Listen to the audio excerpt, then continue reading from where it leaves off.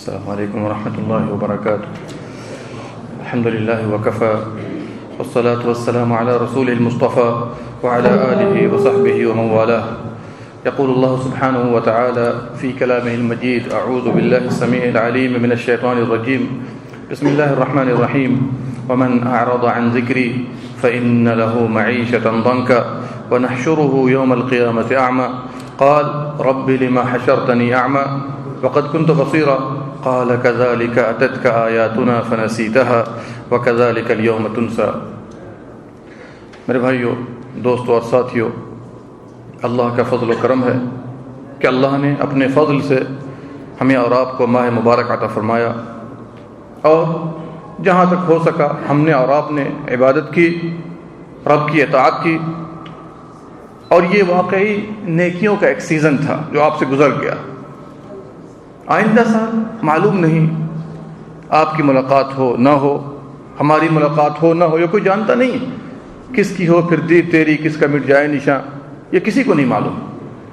لیکن رمضان کے بعد کیا ہماری عبادتیں ویسے ہی برقرار ہے جیسے رمضان میں ہم نے عبادت کی ہے؟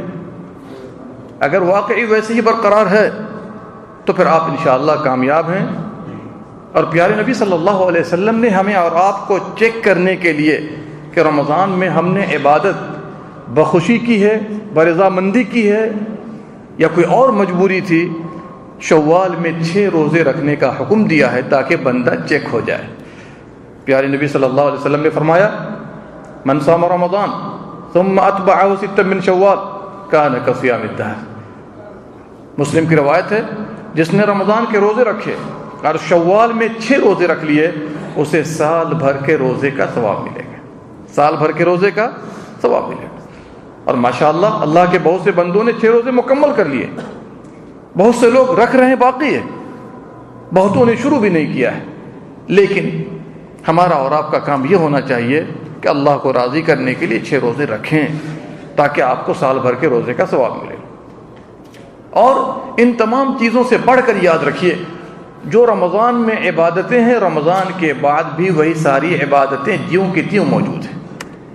آپ نے رمضان میں روزے رکھے، سال کے ہر مہینے میں تقریباً روزہ رکھنے کا حکم وارد ہے. دیکھ لیجئے، ہفتے میں 2 روزے، پیر و جمعرات کا روزے، مہینے میں 3 روزہ، 13 14 15، یا عام دنوں میں کبھی بھی 3 روزے مکمل کریں.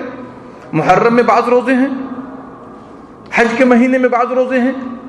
اور افضل روزہ داؤد علیہ السلام کا ہے، 1 دن روزہ رکھتے تھے، 1 دن بغیر روزے سے رہا کرتے تھے. یہ پیارے نبی صلی اللہ علیہ وسلم نے فرمایا افضل روزہ داؤد علیہ السلام کا روزہ ہے. اسی طریقے سے دیکھ لیجئے، آپ نے رمضان میں تراویح کی نماز ادا کی. عام دنوں میں اللہ سبحانہ و تعالیٰ نے اس کا بدل تہجد کو دے دیا ہے، تہجد کو دے دیا. اگر آپ رمضان میں 8 رکعت پڑھتے تھے تو عام دنوں میں فجر سے آدھا گھنٹہ پہلے اٹھ کر کے اگر آپ 2 رکعت پڑھ لیں تو انشاءاللہ ہمارے لیے خوش نصیبی کی بات ہے. جیسے آپ کی کوشش ہوتی ہے کہ اوور ٹائم مل جائے، کمپنی میں کچھ پیسے حاصل ہو جائیں، تو اللہ سبحانہ و تعالیٰ سے لینے کا ذریعہ قیام اللیل ہے. اور اسی لیے پیارے حبیب صلی اللہ علیہ وسلم نے فرمایا علیکم بقیام اللیل، لوگوں قیام اللیل کو لازم پکڑو، قیام اللیل کو لازم پکڑو. جتنے بھی نیک لوگ ہم سے پہلے گزرے ہیں ان کا طریقہ رہا ہے. اور میں کہتا ہوں واقعی کہ اگر آپ نے 2 رکعت بھی ادا کر لی، جو بھی مشکلات آپ پر ہوں گی اللہ سبحانہ و تعالیٰ ان مشکلات کو آپ سے دور کر دے گا.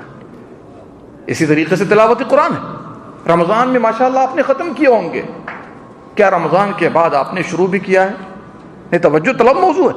اور اسی لیے عبداللہ ابن عباس رضی اللہ عنہما فرماتے ہیں، توجہ کیجئے، کہ جو آدمی 1 مہینے میں 1 ختم نہیں کرتا، دیکھیے کمی ہمارے میں بھی ہے، آپ میں بھی ہے، جو 1 مہینے میں 1 ختم نہیں کرتا قرآن، گویا کہ اس نے قرآن کو چھوڑ دیا ہے.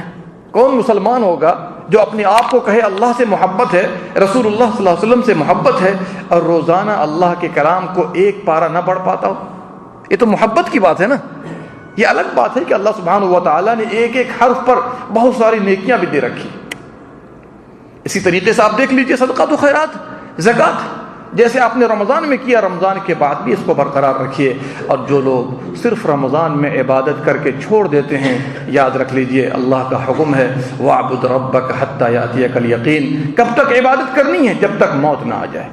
عبادت رمضان تک ختم نہیں، عبادت کب ہے؟ موت تک آپ کو کرنی ہے۔ اسی لیے امام احمد بن حنبل رحمۃ اللہ علیہ سے سوال کیا گیا، آدمی اطمینان کب محسوس کرتا ہے؟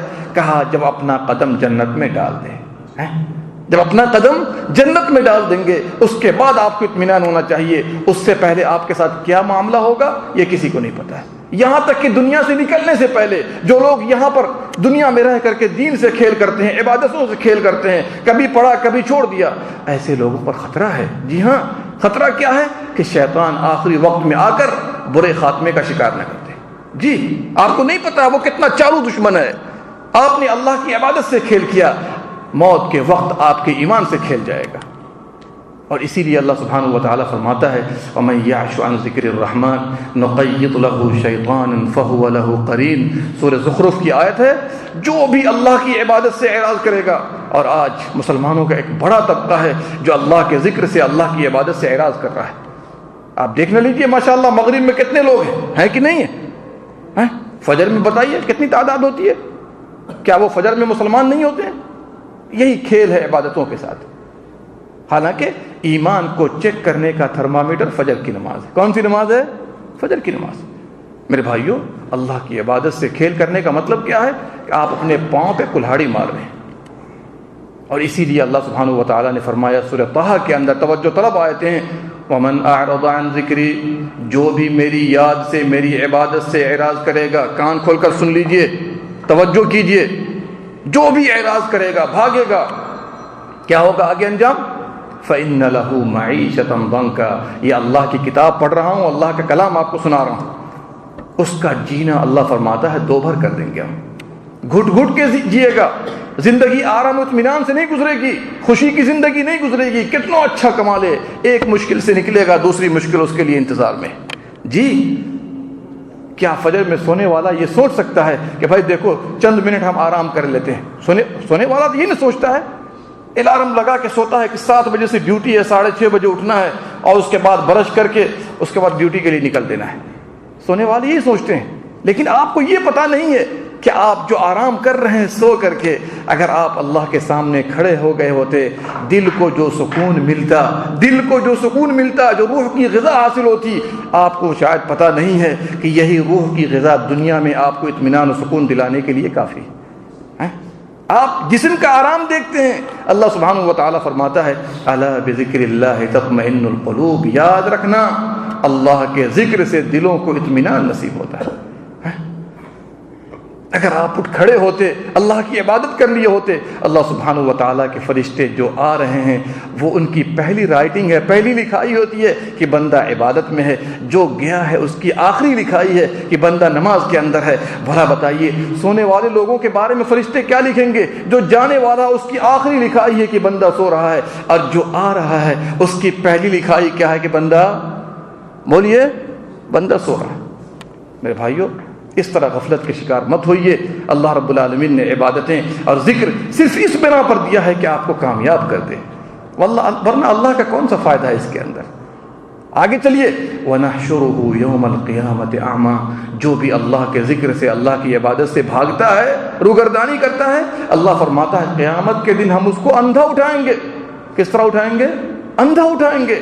بندہ کہے گا رب لم حشرتنی اعمی، اے اللہ تو نے مجھے اندھا کیوں اٹھایا، وقد كنت بصیرا، میں تو آنکھوں والا تھا۔ تو اللہ کیا جواب دے گا؟ کذالک اتتک آیاتنا فنسیتها، ہاں جی تمہارے پاس ہمارے احکام آتے تھے، ہماری عبادتیں تمہارے پاس تھیں، ہماری آیتیں آتی تھی، تو نے اس کو بھلا دیا۔ وکذالک اليوم تنسى، اسی طرح آج تو بھلا دیا جائے گا۔ آپ کو پتہ ہے اللہ سبحانہ و تعالیٰ نے عقل مند کس کو بتایا ہے؟ پڑھ جائیے وہ آیتیں جو سورہ آل عمران کے اندر ہے، ان فی خلق السماوات والارض واختلاف اللیل والنہار لآیات لأولی الالباب۔ جی ہاں، آسمانوں میں، زمینوں میں، رات و دن کے آنے جانے میں نشانیاں ہیں، کس کے لیے؟ عقل مندوں کے لیے۔ عقل مند کون ہیں؟ الذین یذکرون اللہ قیاما وقعودا وعلی جنوبہم۔ کون عقل مند ہے؟ وہ عقل مند نہیں جو انٹرنیٹ کے پیچھے لگا ہوا ہے، جیسے ہمارا طریقہ ہو چکا ہے، ڈشوں کے پیچھے بیٹھا ہوا ہے، نہیں، وہ عقل مند نہیں، وہ بہت بڑا بیوقوف ہے جو شریعت محمدی کے ساتھ کھیل کر رہا ہے۔ عقل مند کون ہے؟ الذین یذکرون اللہ، جو اللہ کو ہر وقت یاد کیا کرتے ہیں، قیاماً کھڑے ہوتے ہیں تو یاد کرتے ہیں، وہ قعوداً بیٹھتے ہیں تو یاد کرتے ہیں، وعلی جنوبہم، جب لیٹنے جاتے ہیں بستر پر تو اپنے رب کو یاد کر کے سویا کرتے ہیں۔ کتنا آسان کام ہے، اور یاد دہانی کے لیے جب بھی جہاں پر بھی ہوں سبحان اللہ، الحمدللہ، اللہ اکبر، لا الہ الا اللہ، لا حول ولا قوت الا باللہ، استغفر اللہ، اگر آپ نے یہ کہا، میں سمجھتا ہوں جو ہر جمعے کو آپ خطبے میں سنتے ہیں، وَلَذِكْرُ اللَّهِ أَكْبَرُ وَاللَّهُ يَعْلَمُ مَا تَصْنَعُونَ، سنتے ہیں کہ نہیں سنتے ہیں؟ سب سے بڑی چیز اللہ کی یاد ہے، اس سے بڑھ کر کچھ نہیں ہے۔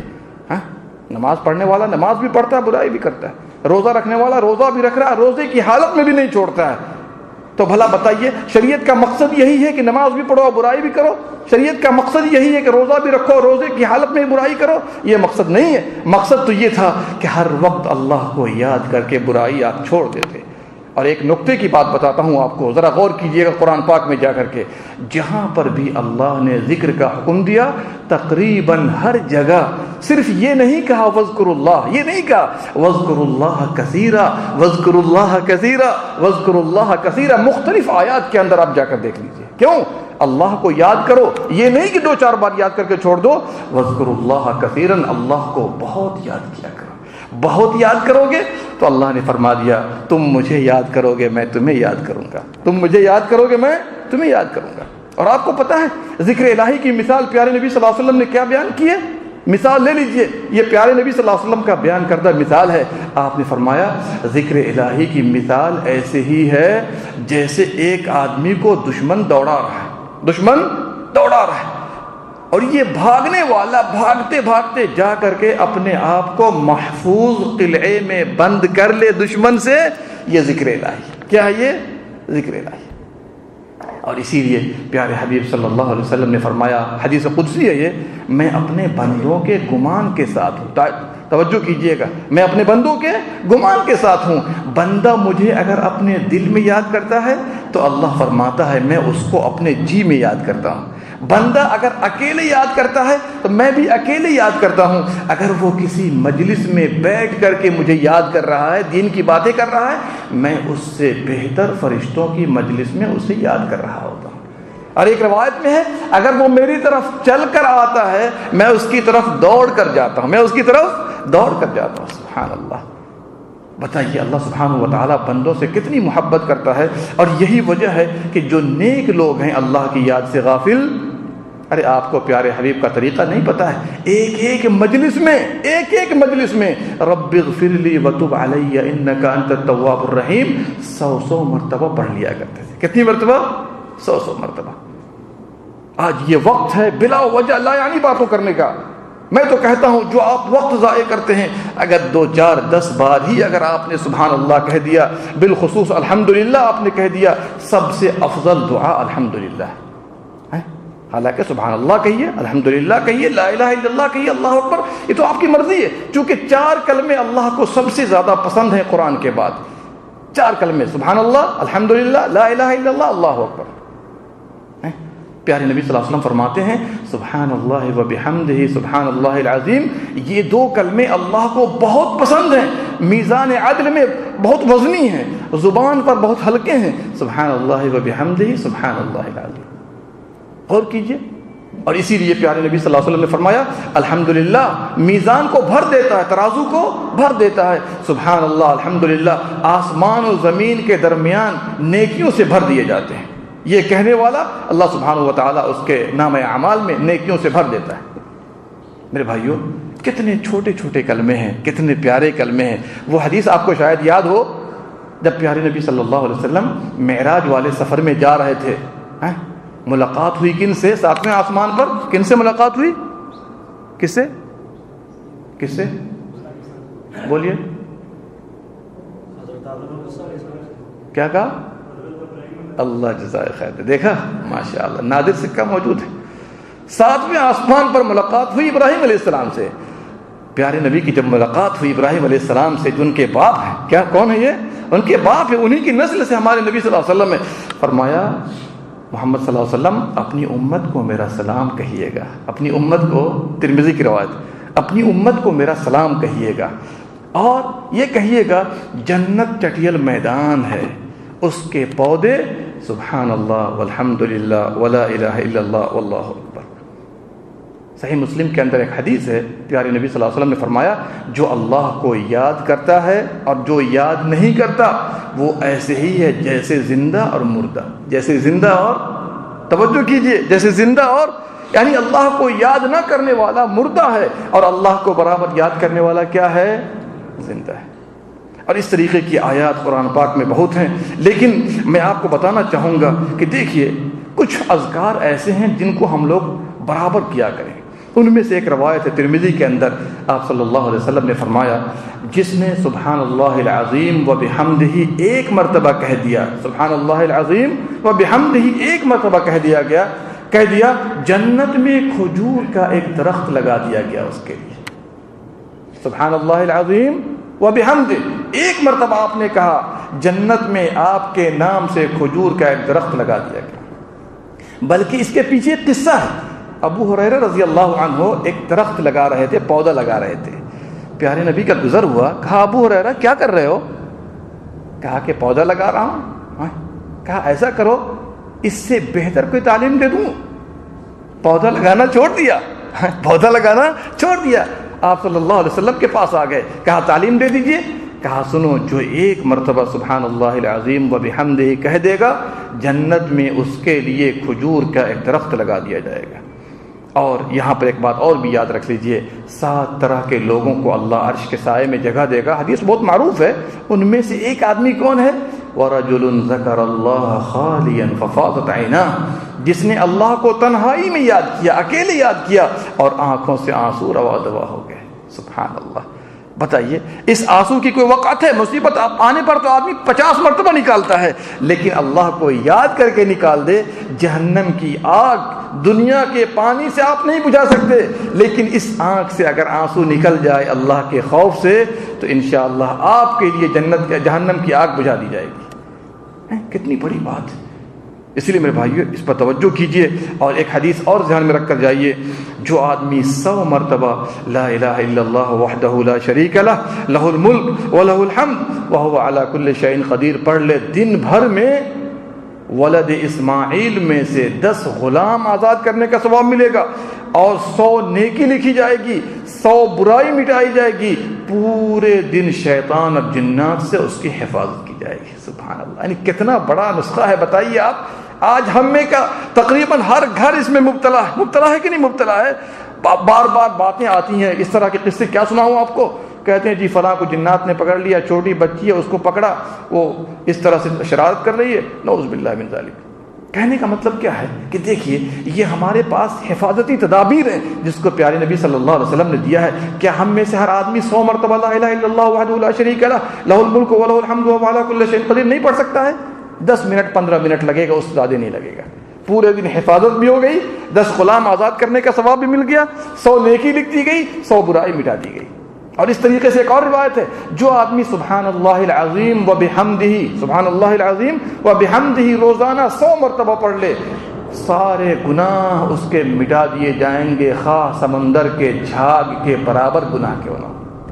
چھوٹا سا عمل ہے، دیکھ رہے ہیں چھوٹا سا عمل ہے، اللہ سبحانہ و تعالیٰ کتنا دینا چاہتا ہے۔ ہر فرض نماز کے بعد جو آپ فارغ ہوئے ابھی 33 مرتبہ سبحان اللہ، 33 مرتبہ الحمدللہ، 33 مرتبہ اللہ اکبر، کتنے ہو گئے؟ 99۔ ایک مرتبہ لا الہ الا اللہ وحدہ لا شریک لہ لہ الملک ولہ الحمد وہو علی کل شیء قدیر، 100 کی گنتی پوری کر لی، آپ کے سارے گناہ مٹا دیے گئے، خواہ سمندر کے جھاگ کے برابر گناہ کیوں نہ ہو۔ بتائیے جو آدمی ہر نماز کے بعد، فرض نماز کے بعد آیت الکرسی 1 مرتبہ پڑھ لیتا ہے، اللہ اکبر، جنت میں داخل ہونے میں صرف موت رکاوٹ ہے۔ کون رکاوٹ ہے؟ سنن نسائی کی روایت، صرف موت رکاوٹ ہے، مرے گا سیدھے جنت کے اندر جائے گا۔ کتنا چھوٹا سا عمل ہے، اللہ سبحانہ و تعالیٰ کتنا دینا چاہتا ہے۔ یہی آیت الکرسی آپ رات کو سونے سے پہلے بستر پر پڑھ لیں۔ کہاں پڑھ لیں؟ بستر پر پڑھ لیں، رات بھر ایک فرشتہ آپ کی حفاظت میں لگا رہے گا۔ ایک فرشتے کی ڈیوٹی لگ گئی، رات بھر آپ کی حفاظت میں لگا ہوا ہے، کوئی بھی چیز آپ کو نقصان نہیں پہنچا سکتی۔ کتنا چھوٹا چھوٹا عمل ہے، اللہ سبحانہ و تعالی ہمیں اور آپ کو بہت زیادہ دینا چاہتا ہے۔ تو میرے بھائیوں، حصن المسلم میں ایسے اذکار موجود ہیں، لیکن یہاں پر ایک بات یاد رکھیے گا، اللہ کا مطلوب صرف یہ نہیں ہے کہ سبحان اللہ الحمدللہ آپ کہے جا رہے ہیں، نہیں، جو کہہ رہے ہیں دل کو تو معلوم ہونا چاہیے نا کہ آپ کیا کہہ رہے ہیں۔ بھئی آپ نے کہا سبحان اللہ، کیا مطلب ہے سبحان اللہ کا؟ ہر کلمے کا اپنا اثر ہے، ہر کلمے کا اپنا معنی ہے۔ گویا کہ آپ اللہ کو تمام قسم کی گندگی سے، ہر قسم کی خامی سے پاک بتا رہے ہیں۔ کیا بتا رہے ہیں؟ پاک بتا رہے ہیں۔ الحمدللہ، تمام تعریفیں اللہ کے لیے۔ دیکھیں کتنا بہترین جملہ ہے، لا الہ الا اللہ، اللہ کے سوا جن جن کی بھی لوگ عبادت کرتے ہیں، کسی نام سے ہو، کسی وسیلے سے ہو، اللہ رب العالمین کی عبادت میں کوئی شریک نہیں ہے۔ اللہ اکبر، اللہ سب سے بڑا ہے، آسمانوں سے، زمینوں سے، ہر چیز سے بڑا ہے۔ جن کاموں میں آپ لگے ہوئے ان تمام چیزوں سے بڑا ہے۔ گویا کہ اگر آپ نے اللہ کی بڑائی بیان کر دی، اللہ سبحانہ و تعالیٰ آپ کو نواز دے گا۔ اور اس میں سے ایک جملہ، لا حول ولا قوت الا باللہ، جنت کے خزانوں میں سے ایک خزانہ ہے، جنت کے خزانوں میں سے ایک خزانہ ہے، لا حول۔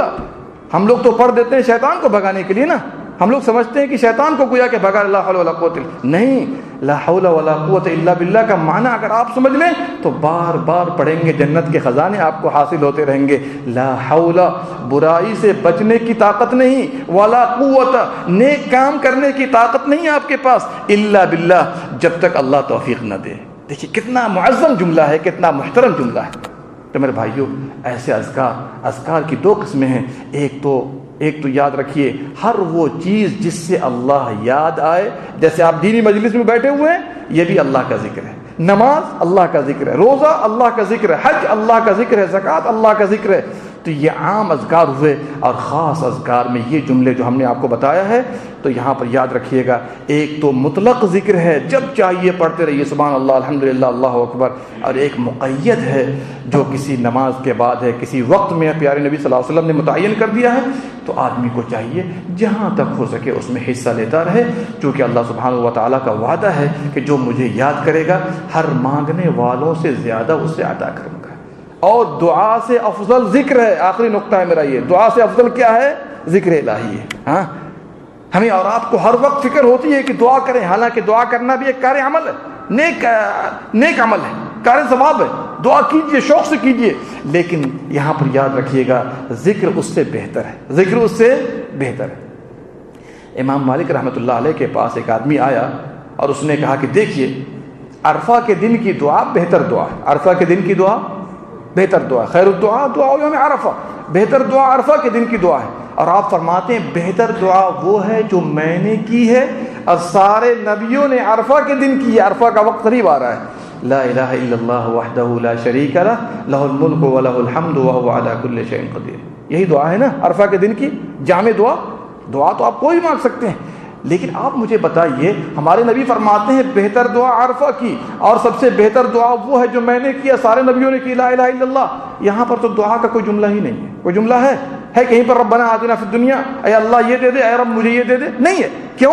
اس لیے کہ اللہ کو یاد کرنا سب سے بہتر دعا ہے، اللہ کو یاد کرنا سب سے بہتر دعا ہے، اس لیے بکثرت ذکر کریں گے تو دعا آٹومیٹک اس کے اندر داخل ہے، اور ہر مانگنے والوں سے زیادہ اللہ آپ کو عطا فرمائے گا۔ اللہ سبحانہ و تعالی ہم تمام لوگوں کو اس بات کی توفیق دے کہ ہم اور آپ سب کے سب اللہ کو بکثرت یاد کریں۔ اللہ رب العالمین ہم وقت ہم سب کو اپنے ذکر میں لگنے کی توفیق دے، آمین یا رب العالمین، اور ہماری مشکلات کو نجات دے، ہم سب کو مشکلات سے نجات دے، اور دنیا و آخرت میں کامیابی عطا فرما، آمین یا رب العالمین۔ اللہم صلی علی نبینا محمد وعلی آلہ وصحبہ اجمعین۔